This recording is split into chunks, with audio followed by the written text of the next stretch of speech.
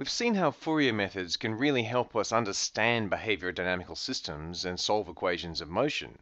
But where do we get those equations of motion in the first place?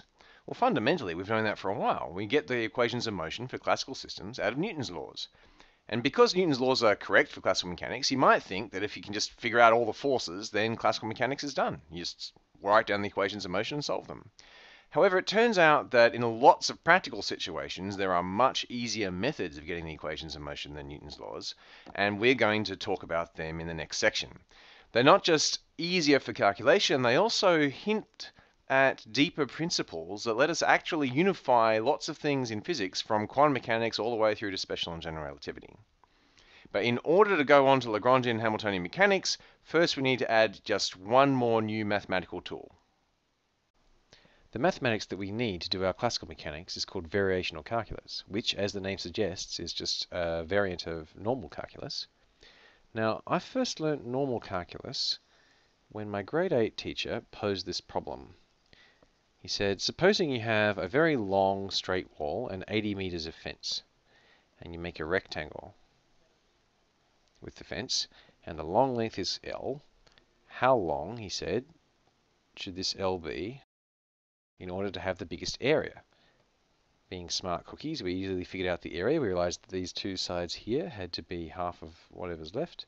So they had to be 40 minus L on 2 long. And therefore the area was just L times that.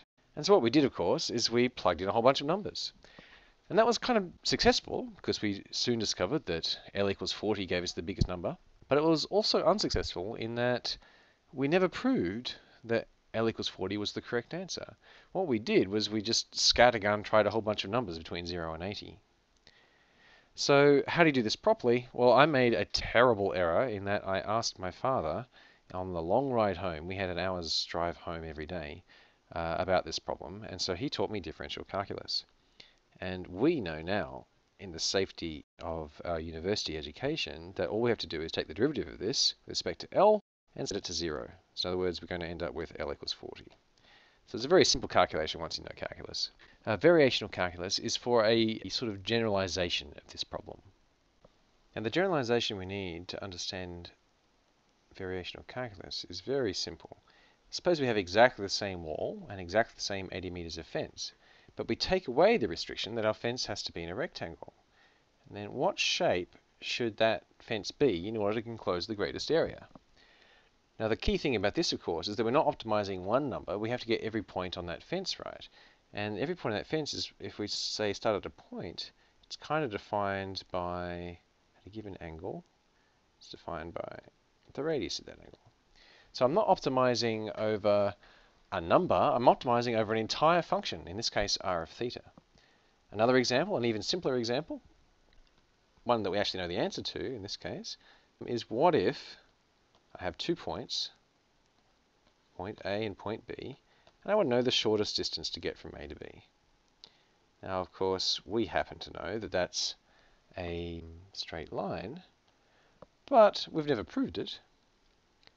The shortest distance, so if I'm going to set this problem up, I'm going to have to think about the distance here. I'm going to break up my line into little pieces, and then my total distance, L, is just going to be the sum over all those little pieces.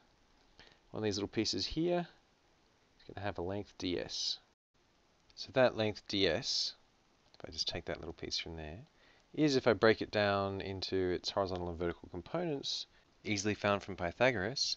And if dx and dy are finite, then we can easily take out a factor of dx from that.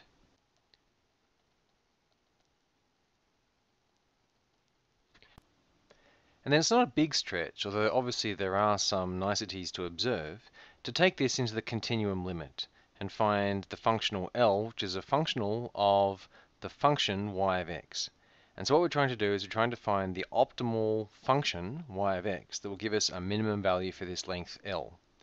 Now, rather than solve this specific problem, what we're going to do is we're going to look at the general form for this kind of problem and show how to do that kind of optimization routine.